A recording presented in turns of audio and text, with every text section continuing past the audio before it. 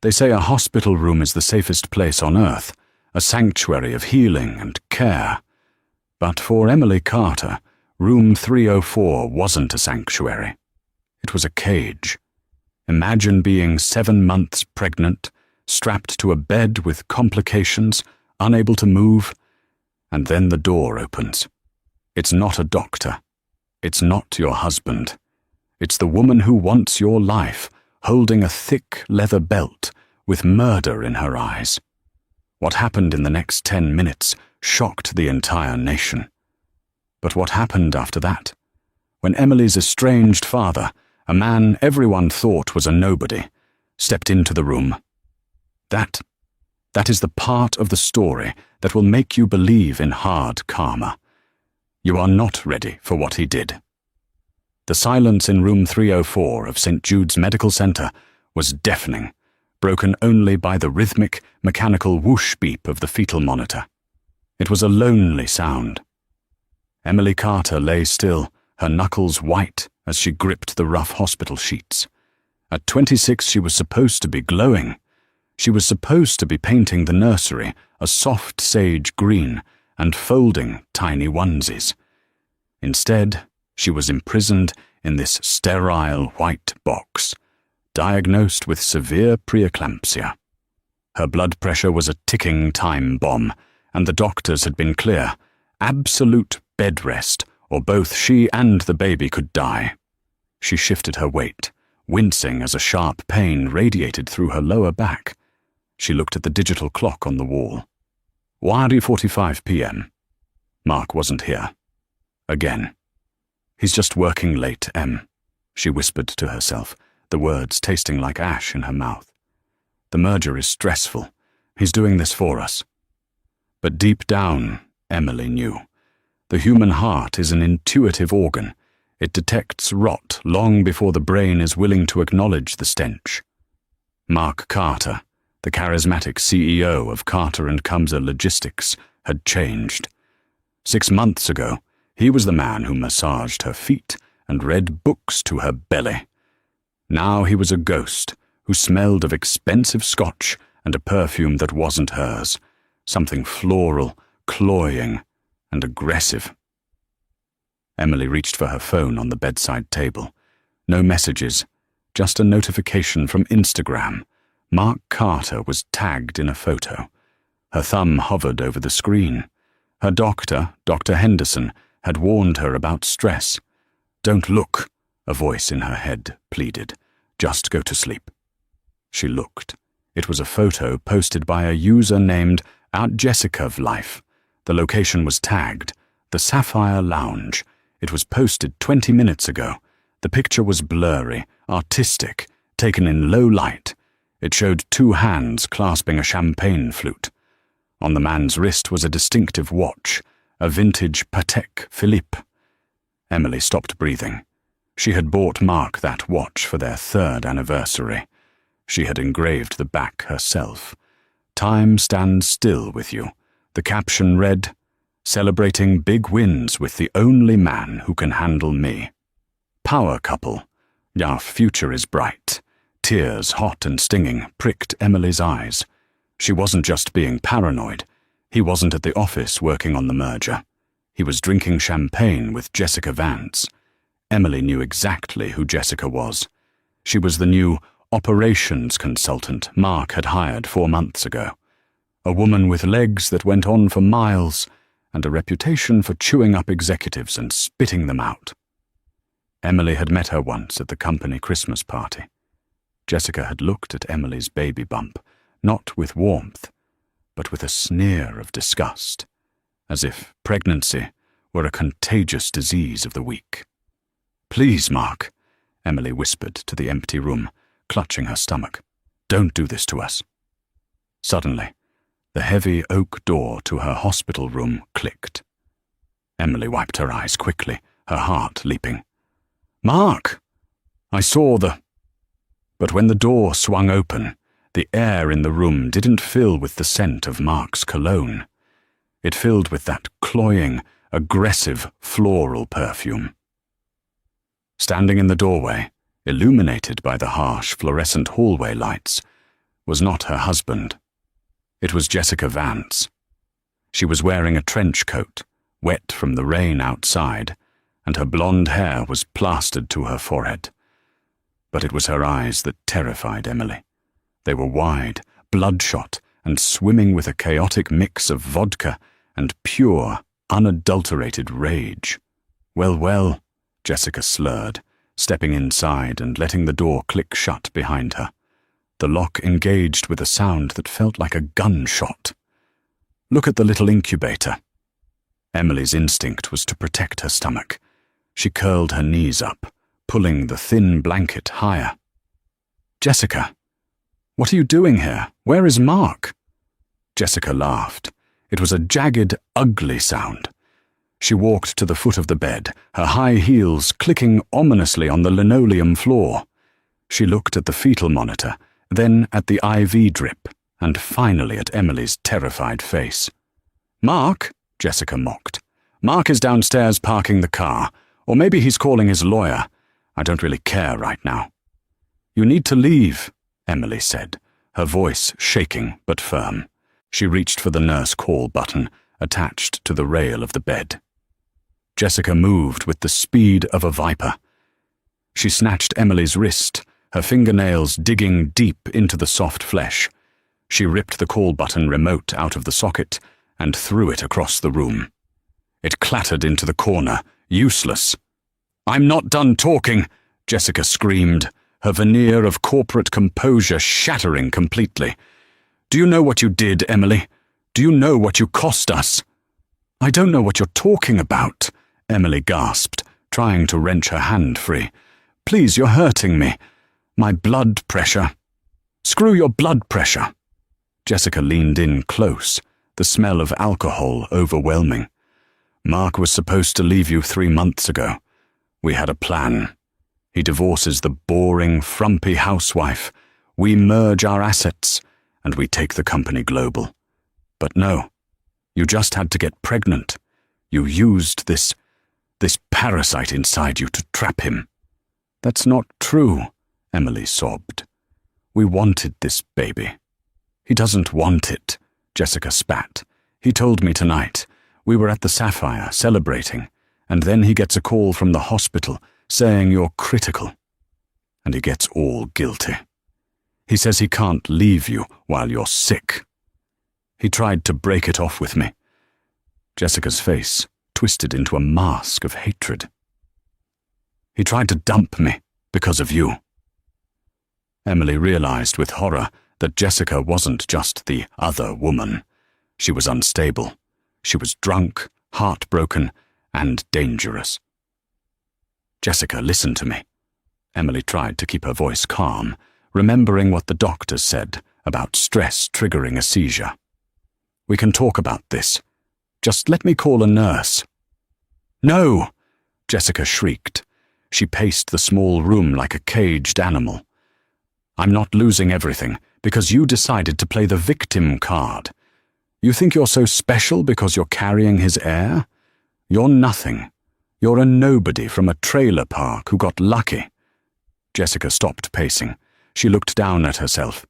She was wearing a stylish, expensive beige trench coat with a thick, heavy leather belt cinched tight around her waist. Slowly, Jessica's hands went to the buckle. Mark is weak, Jessica muttered, her eyes glazing over. He won't finish it. He won't get rid of the problem, so I have to do it for him. Emily's eyes widened as she watched Jessica undo the belt. It was a designer piece, heavy leather with a large, solid brass buckle shaped like a double G. What are you doing? Emily's voice rose to a panic. Jessica, stop! Jessica pulled the belt free from the loops of her coat. She doubled it over in her hand, the leather snapping with a sharp thwack. If you lose the baby, Jessica whispered, a terrifyingly calm smile spreading across her lips. Mark has no reason to stay. He'll be free. We will be free. No, Emily screamed, scrambling backward against the headboard, tangling herself in the IV lines. Help! Somebody help me! Jessica raised her arm. The first blow didn't hit Emily. It hit the metal railing of the bed with a deafening clang, sparking against the steel. Emily screamed, a raw, primal sound that should have pierced the walls, but the maternity ward was busy, and the storm outside was thundering against the glass. "Shut up!" Jessica roared. She swung again. This time her aim was true. The thick leather strap lashed across Emily's raised forearm as she tried to shield her stomach. The brass buckle bit into her skin, tearing a gash instantly. Emily cried out, the pain blinding and hot. "Stop, please! I'm pregnant!" Emily begged, curling into a fetal ball, offering her back to the attacker to shield her unborn daughter. "That's the point!" Jessica yelled, consumed by a frenzy of jealousy and madness. She struck again. Crack! The belt hit Emily's thigh. Crack! It hit her shoulder. Emily felt the world spinning. The monitor was blaring an alarm now, a rapid, high-pitched D, indicating extreme distress. Her heart rate was skyrocketing. "You ruined my life!" Jessica screamed, breathing heavy, swinging the belt with the force of someone chopping wood. She wasn't just hitting a woman. She was trying to erase an obstacle. Emily felt a blow connect with her side, dangerously close to her abdomen. The pain was excruciating, but the terror was worse. She felt a cramping sensation, a deep, ominous tightening in her womb. The baby. "Please," Emily whimpered, her vision blurring with tears and shock. "Take him, take Mark, just leave my baby alone." Jessica raised the belt high for a final, crushing blow, aiming directly for the center of the bed. "It's too late for bargaining, you trash!" Suddenly the door flew open. "Hey, what is going on in here?" It wasn't Mark. It was a young male nurse, barely out of college, holding a tray of medications. He dropped the tray, glass vials shattering on the floor, and lunged forward. Jessica turned, wild-eyed, swinging the belt at the nurse. "Get back! Stay away from me!" The nurse, fueled by adrenaline, tackled Jessica. They crashed into the medical cart, sending instruments flying. Jessica scratched and clawed, screaming obscenities, but the nurse managed to pin her arms to the floor. "Security! Code Violet in 304! Security!" The nurse yelled into the hallway. Seconds later, heavy footsteps thundered down the corridor. Two burly security guards burst in, followed by Dr. Henderson. They dragged a screaming Jessica off the floor. She was kicking and spitting. "You can't touch me! Do you know who I am? I'm going to sue this entire hospital. Mark! Mark! Tell them!" And that was when Mark Carter walked in. He stood in the doorway, wearing a soaked raincoat, his hair dripping. He looked at Jessica, restrained by guards, foaming at the mouth. He looked at his wife, huddled in the corner of the bed, bleeding from her arm, sobbing uncontrollably, the fetal monitor screaming a warning. The room went silent. Emily looked up at her husband through swollen eyes. "Mark, she tried to kill the baby." Mark looked at Jessica. Jessica stopped screaming. She looked at Mark with desperate, pleading eyes. "Mark, baby, tell them. Tell them she attacked me first. I was just defending myself. She's crazy, Mark. The hormones made her crazy." It was a lie so obvious, so vile, that surely no one would believe it. Mark looked at the security guards.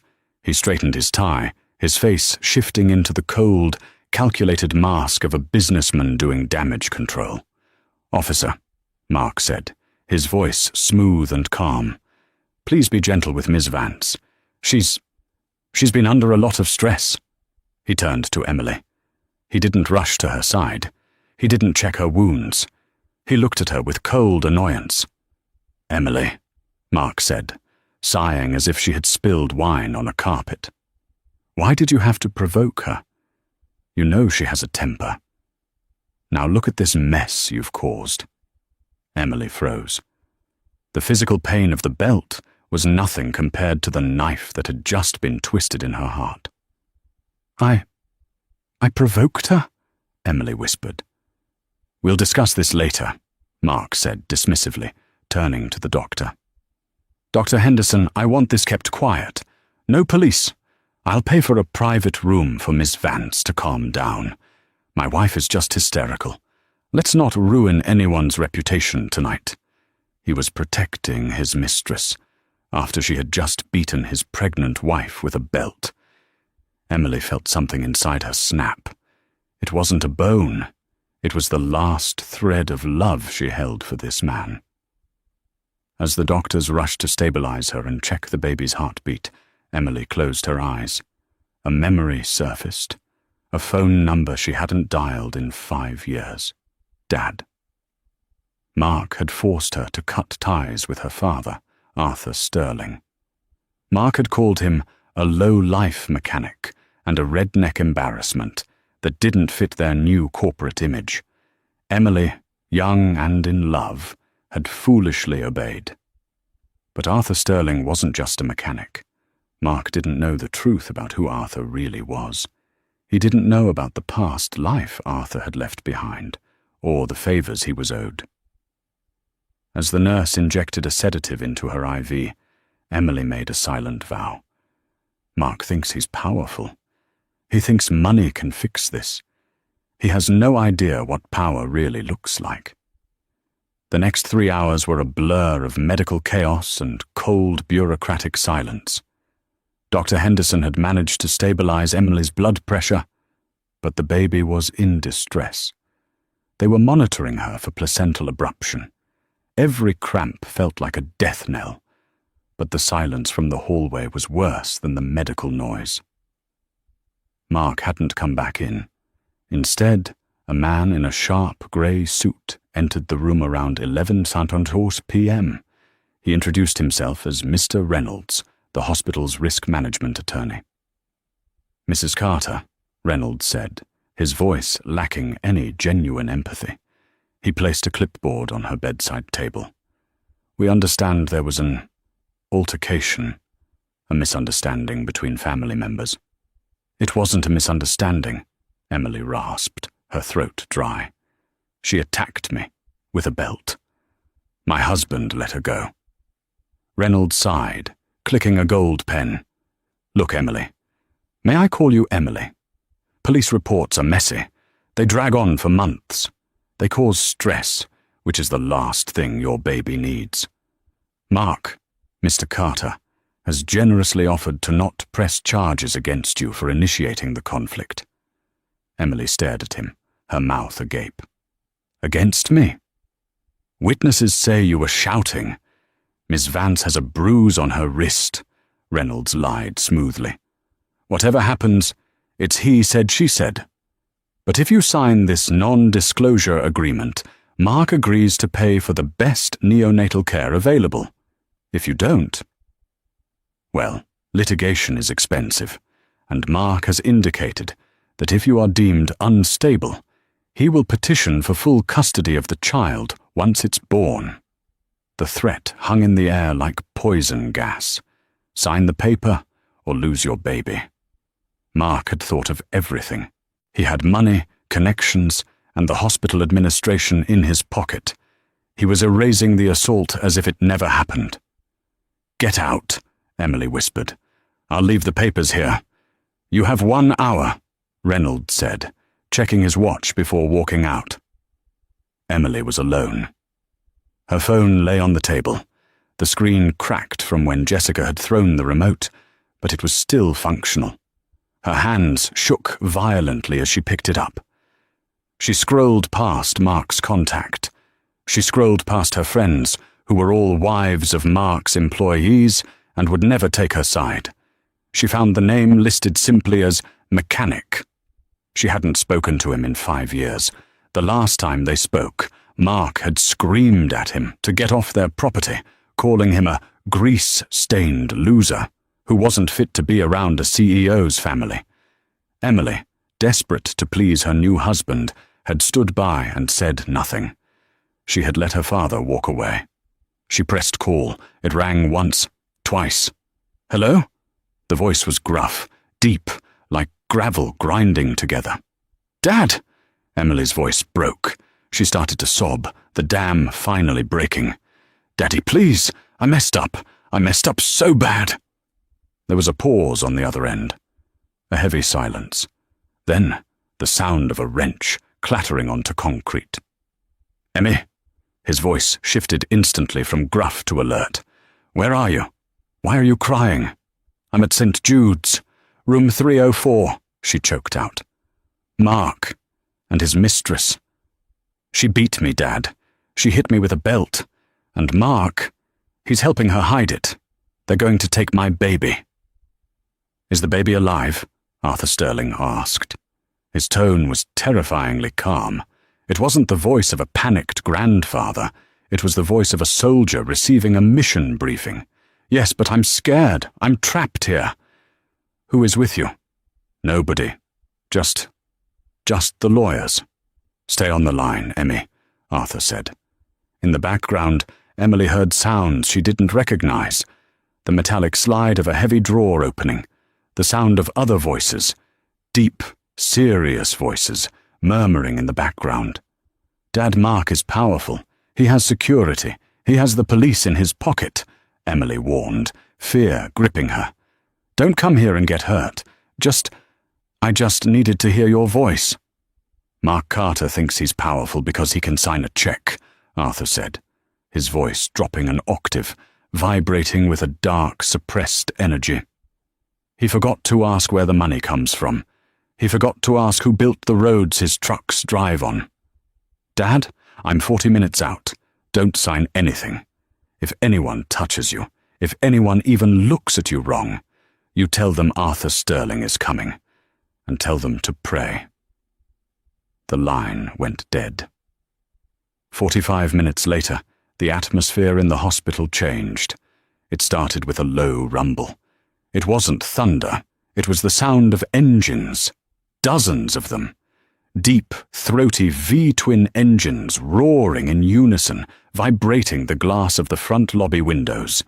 Mark Carter was standing at the nurse's station, laughing with Dr. Henderson and flirting with a young nurse. He looked relaxed. He had just texted Jessica that everything was under control. "What is that noise?" Mark asked, looking toward the main entrance. Outside, the night was illuminated by a sea of headlights. It wasn't a biker gang in the traditional sense. It wasn't an unruly mob. It was a convoy. Leading the pack was a matte black 1969 Ford Mustang, pristine and menacing. Flanking it were 20 heavy motorcycles, ridden by men wearing leather cuts that didn't bear the symbols of criminals, but the patches of the Iron Syndicate, a brotherhood of retired military, union leaders, and old-school heavy hitters.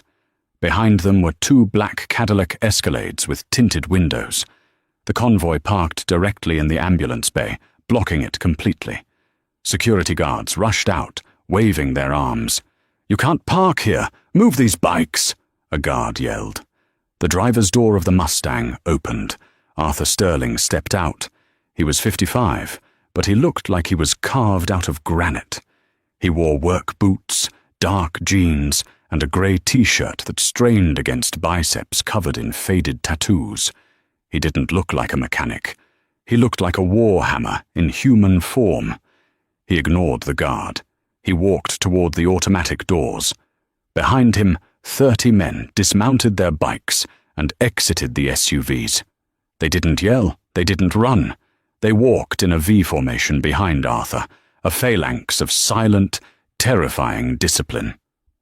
Mark watched from the second-floor balcony of the lobby, looking down. He squinted. Is that her loser father?" Mark laughed. He turned to his private security detail, 2 ex-cops named Miller and Davis. "Go down there and toss the trash out. If he resists, break his nose. I don't want him upsetting Emily before she signs." Miller and Davis nodded and headed for the elevators. Down in the lobby, the hospital security head, a man named Johnson, stepped in front of Arthur. "Sir, I need you to halt. You are trespassing." Arthur stopped. He looked at Johnson. "I'm here for my daughter, Emily Carter, room 304.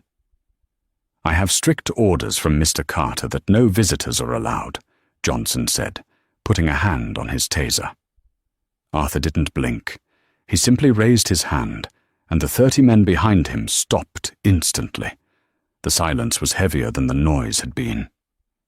"Son," Arthur said, his voice carrying across the lobby. "You have a radio on your shoulder.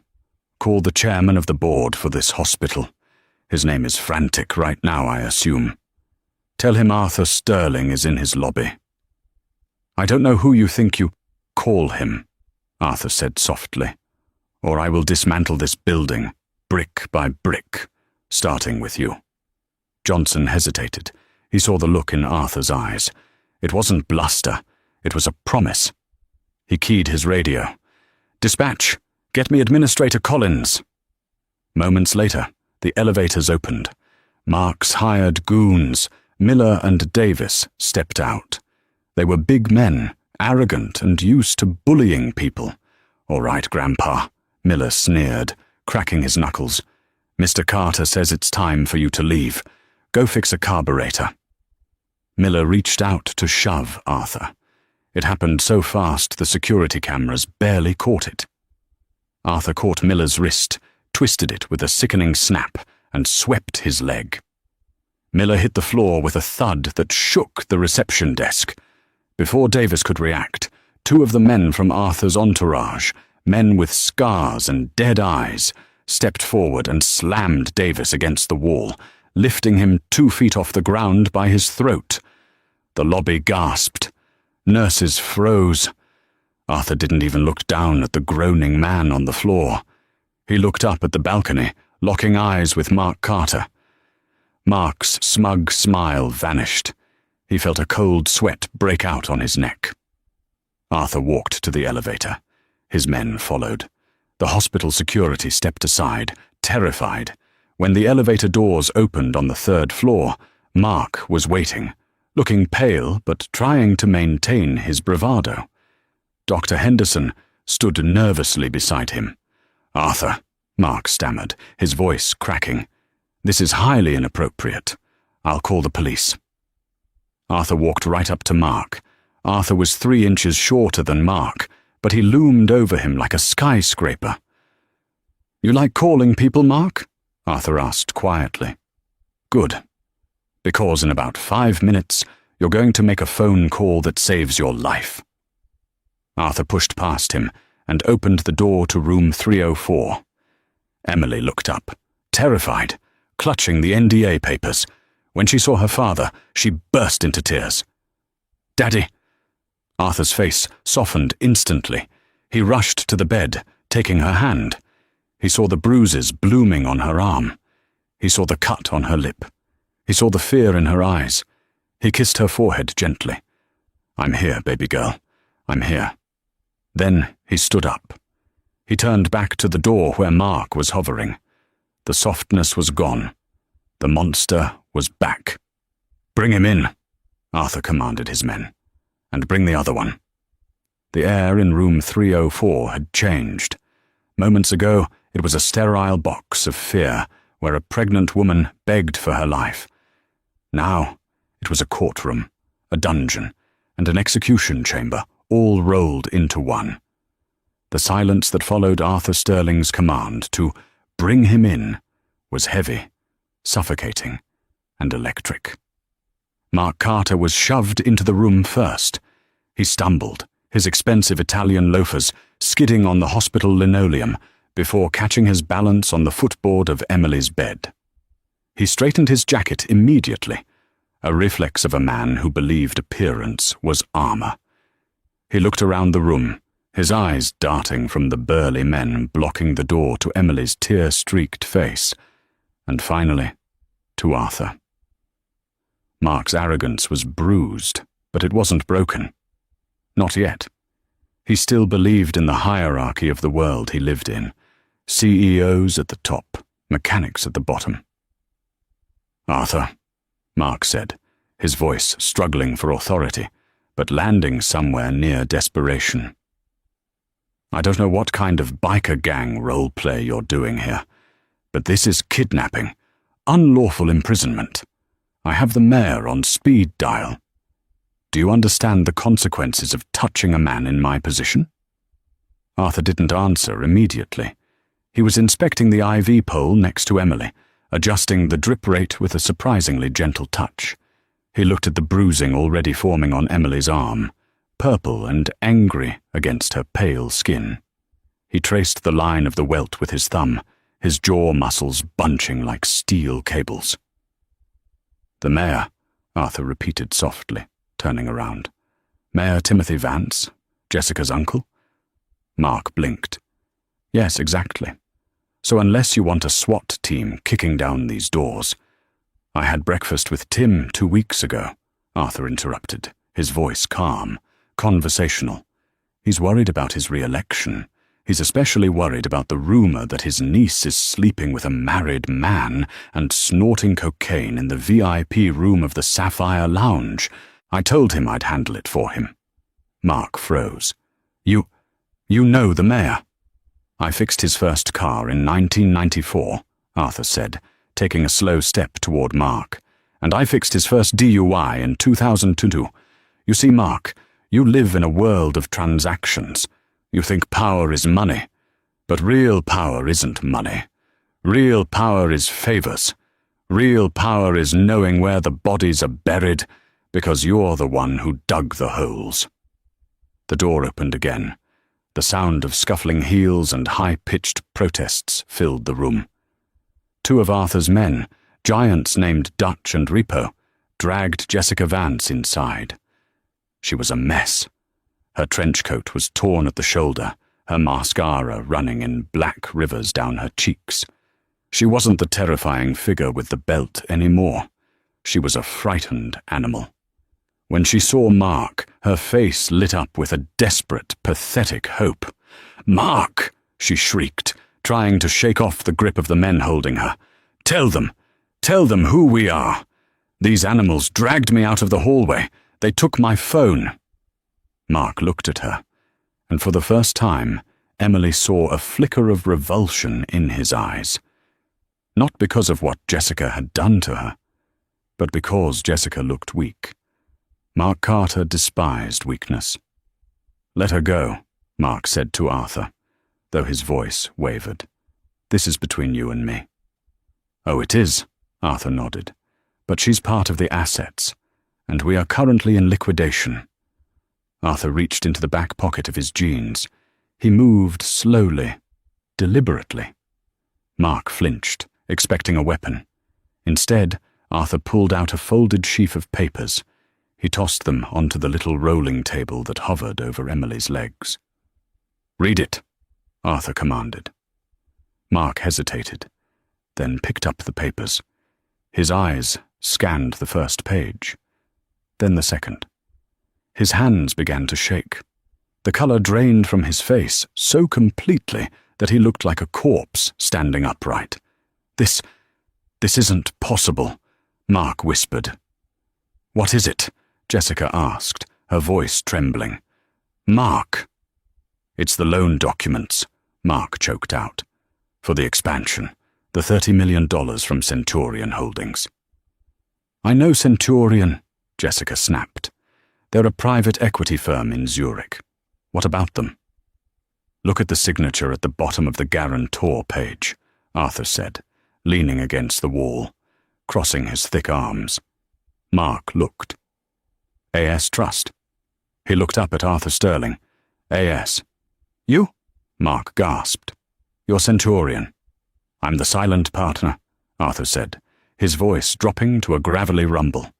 5 years ago, when you asked for Emily's hand, I did a background check on you.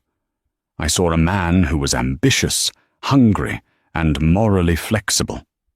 I knew you'd eventually screw up. So when you needed money to build your empire, I made sure you got it. From me. Through 3 shell companies, of course. Arthur pushed off the wall and walked closer to Mark, invading his personal space.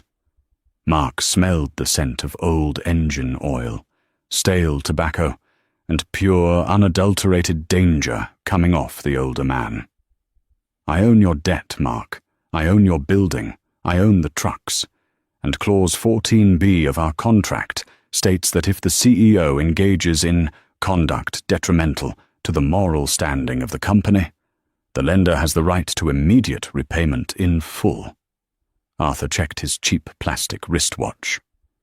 You have 30 seconds to pay me $30 million, or I foreclose, right now. I can't, Mark stammered. It's tied up in assets. I need time. You don't have time, Arthur said. He pulled a phone from his pocket and typed a single text. Execute. Mark's pocket buzzed, then Jessica's. Then the silence of the room was broken by the relentless pinging of notifications. That's your accounts freezing, Arthur narrated coldly. That's the board of directors receiving the dossier of your embezzlement. That's the email going out to the shareholders, notifying them of your termination. No, Mark screamed, dropping the papers. You can't do this. I built that company. I am Carter Logistics. You are nothing, Arthur roared, the sudden volume making everyone jump. You are a suit filled with hot air and unearned confidence. You exist because I allowed you to exist to provide for my daughter, and you broke the contract. Mark slumped into the visitor chair, defeated. His life's work, his status, his money, gone in under 2 minutes. But Arthur wasn't done. He turned his gaze to Jessica. She was pressed against the wall, trembling, realizing that the man she thought was her golden ticket was now bankrupt. Arthur walked over to the trash can in the corner of the room. He reached in and pulled out the heavy leather belt, the one with the brass G buckle. It was still coiled, just as Mark had hidden it. Arthur unrolled it. The leather was stiff, high quality. He snapped it taut. Crack. Emily flinched in the bed. Arthur saw it, and his eyes softened for a fraction of a second before hardening back into flint. Now for the personal debt, Arthur said. He walked over to Mark and held out the belt. Take it. Mark looked at the belt. He looked at Jessica. What? She beat my daughter, Arthur said, his voice terrifyingly void of emotion. She beat a pregnant woman while she was strapped to a bed. And you watched.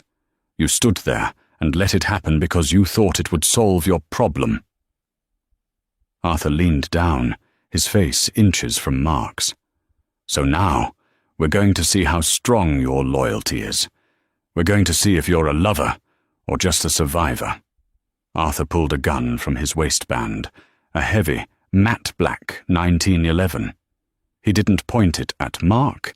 He simply placed it on the bedside table next to Emily's water pitcher. The metal made a heavy clunk against the plastic. Choice A, Arthur said casually. My men take both of you down to the loading dock. I have a blowtorch in the trunk of my car. We spend the next 3 hours discussing the finer points of pain tolerance. Jessica let out a strangled sob. Choice B, Arthur continued. You give her exactly what she gave Emily. 1 lash for every bruise on my daughter's body. You show me that you reject her. You show me that she means nothing to you. The room was silent. The only sound was the hum of the fetal monitor. Mark, don't, Jessica whispered, her eyes wide with horror. He's bluffing. He won't shoot us here. There are cameras. There are no cameras, Arthur said. My men cut the feed to this floor 10 minutes ago. And as for the gun, I don't need a gun to kill you, boy. Mark looked at the gun. He looked at the burly men blocking the door, their arms crossed, their faces grim. He looked at Arthur, a man who radiated the kind of violence that Mark had only seen in movies. Then he looked at Jessica. 10 minutes ago, she was the love of his life. She was his escape. Now she was the reason he was bankrupt. She was the reason he was trapped in a room with a maniac. She was a liability. Mark's survival instinct, the same cold, reptilian part of his brain that made him a good CEO, kicked in. He stood up. He reached out and took the belt from Arthur. Mark? Jessica's voice was barely a squeak. "Mark, baby!" "Shut up," Mark hissed. He gripped the leather, his knuckles turning white. "You did this! You crazy bitch! You ruined everything!" "I did it for us!" Jessica screamed. "Do it!" Arthur barked. Mark swung. He didn't hold back. All the rage of losing his company, all the fear of Arthur, all the self-loathing was channeled into his right arm. The heavy leather strap slashed through the air and connected with Jessica's legs. Snap! Jessica screamed, a raw, piercing sound that made Emily cover her ears. She tried to scramble away, but Arthur's men blocked her path, shoving her back toward Mark. "Again!" Arthur commanded. Mark swung again. And again. "Please! Mark! I love you!" Jessica begged, curling into a ball on the floor, shielding her head. "You cost me everything!" Mark yelled, striking her back, her shoulder, her thigh. He was panting, sweating, his eyes wild. He wasn't doing this to save Emily. He was doing it to save himself. He was purging his own failure by hurting someone else. Emily watched through her tears, horrified. She saw the man she had married reveal his true face. He was a coward, a weak, violent coward who would turn on anyone to survive. The last remnant of her love for him died in that moment, extinguished not by what he did to her, but by what he was doing to his accomplice. After the sixth blow, Arthur stepped in. He caught Mark's arm mid-swing. His grip was like a vice. "Enough," Arthur said. Mark dropped his arm, gasping for air. He dropped the belt. He looked up at Arthur, his face slick with sweat, a twisted smile of expectation on his lips. He looked like a dog waiting for a treat after performing a trick. I did it," Mark panted. "I did what you said. She's nothing to me. We're done, Arthur. I paid the debt. Let me go." Jessica lay on the floor, sobbing quietly, her expensive coat shredded, her body bruised, her spirit broken. She looked up at Mark with pure hatred. Arthur looked at Mark with something worse than hatred. He looked at him with disappointment. "You hit her hard," Arthur noted softly. "You really enjoyed that." "I did it for Emily," Mark lied, trying to smooth his hair back. "To show you I'm sorry." Arthur shook his head. "You did it because you're a rat, and rats don't change." Arthur gestured to his men. "Hold him." "What? No." "We had a deal," Mark shrieked as Dutch and Repo grabbed him. They didn't drag him this time. They slammed him. They forced him down onto his knees, then flattened his chest against the floor. Repo grabbed Mark's right arm, his dominant arm, the arm he used to sign checks, the arm he used to swing the belt, and pulled it straight out. He pressed Mark's palm flat against the cold linoleum. "Arthur, no, please! I'll sign whatever you want. I'll leave town," Mark begged, thrashing against the weight of the men holding him. Arthur picked up the belt from the floor. He wrapped the leather around his own hand, layer by layer, until only the heavy, solid brass buckle, the double G, was resting over his knuckles. It was a makeshift gauntlet, a weapon of blunt force. Arthur knelt down next to Mark. He grabbed Mark's wrist with his free hand, pinning it in place. "You see this watch?" Arthur asked, tapping the crystal face of the Patek Philippe on Mark's wrist. Mark was sobbing now, hyperventilating. "Please, it was a gift. Emily gave it to me." "Exactly," Arthur whispered. "And you used the hand she gave a gift to hurt her. You used the time she gave you to cheat on her." Arthur raised his fist. The brass buckle glinted under the fluorescent hospital lights. "Time stands still with you," Arthur quoted the inscription. "Well, Mark, time's up." Arthur brought his fist down. He didn't aim for the floor. He aimed directly for the center of the watch, directly over the delicate bones of the wrist. Crunch. The sound was sickening, a mix of shattering sapphire glass, bending metal, and snapping bone. Mark's scream was not human. It was a primal, guttural shriek that tore at his vocal cords. His body convulsed, but the men held him firm. Arthur didn't stop. He hit him again. Crunch! And a third time. Arthur stood up, breathing heavily. He unwrapped the belt from his hand and dropped it onto Mark's back. Mark was curled in a fetal position, cradling his right hand. It was destroyed. The expensive watch was literally embedded into his flesh, the gears and springs of the mechanism mixing with blood and bone. It was a ruin. He would never sign a check again.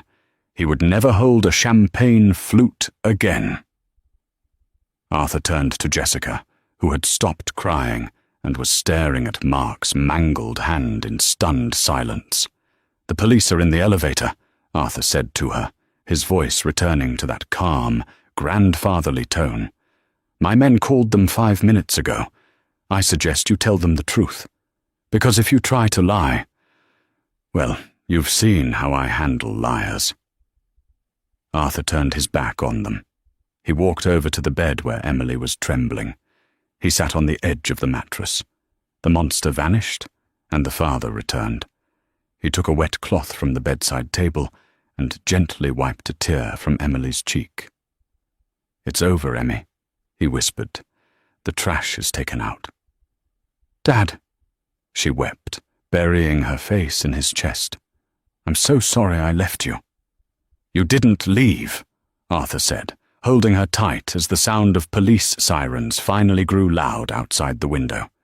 "You just took a detour, but you're coming home now." The door to room 304 burst open. Uniformed officers flooded in, guns drawn. "Police! Nobody move!" Arthur didn't move. He didn't raise his hands. He just kept hugging his daughter, stroking her hair, while behind him, the ruins of Mark Carter and Jessica Vance lay broken on the floor. "Officer," Arthur said over his shoulder, calm as a summer breeze, "I'd like to report an assault, and I believe these two just slipped and fell." The wheels of justice turned slowly, but when greased by Arthur Sterling, they grind exceedingly fine. 2 months after the incident in room 304, Emily went into labor again. This time the room was filled with peace. There were no shouting mistresses, no negligent husbands, just a team of top-tier doctors, paid for by the Sterling Trust, and her father, Arthur, holding her hand. When little Sophia was born, she didn't cry. She looked around with wide, curious eyes, and when Arthur held her, his calloused, tattooed finger was the first thing she gripped. The man who could break a wrist with a single blow wept openly at the touch of a newborn. But outside that bubble of love, the storm was tearing Mark and Jessica apart. The trial. The trial was the media event of the year. The headline, "CEO and Mistress Assault Pregnant Wife," was clickbait gold. But the real story happened behind the scenes. Jessica Vance tried to plead insanity. She claimed the alcohol and stress made her snap. But the prosecution, armed with HD security footage from the hospital corridor and testimony from the nurses, painted a different picture. They showed a calculated, jealous woman who brought a weapon to a hospital. She was sentenced to 12 years in a federal penitentiary for aggravated assault with intent to kill and child endangerment. The beauty she prized so highly became a liability in prison. Without her designer clothes and makeup, stripped of her status, she was just another inmate. Rumor had it that on her first day in the yard, she tried to boss around a lifer. She lost 2 front teeth before the guards could intervene. Mark's downfall. Mark Carter fared far worse. He wasn't just charged with being an accessory to assault, he was indicted for massive financial fraud. The evidence Arthur had planted, or rather uncovered, revealed that Mark had been skimming off the employee pension fund to pay for his lavish lifestyle with Jessica. His defense attorney quit when Mark couldn't pay the retainer. His friends from the country club deleted his number. In the courtroom, Mark looked like a broken man.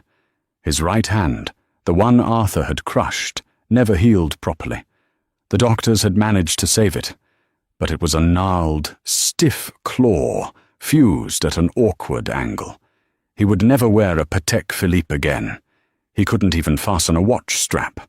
The judge, disgusted by Mark's lack of remorse and his attempt to blame his pregnant wife, threw the book at him. "Mr. Carter," the judge intoned, looking down over his glasses, "you are sentenced to 25 years without the possibility of parole. You traded your family for a fantasy, and now you will have plenty of time to think about the cost." 6 years later, it is a crisp autumn day. Emily is sitting on the porch of a beautiful farmhouse in Montana. The air smells of pine and wood smoke. She isn't wearing designer clothes.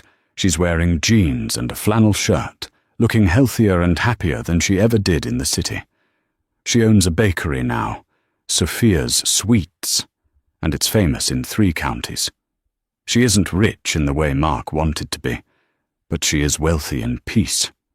In the yard, Arthur is teaching 6-year-old Sophia how to fix a bicycle chain. "You got to be gentle, Soph," Arthur rumbles, his voice soft. "Force breaks things, patience fixes them." "Like this, Grandpa?" Sophia asks, her hands covered in grease. "Exactly like that." Emily smiles, sipping her coffee. She rarely thinks about the past, but occasionally she gets a letter. It's always from the same prison in upstate New York. It's always from inmate .1894002. Mark writes them once a year. He begs for money. He begs for a visit.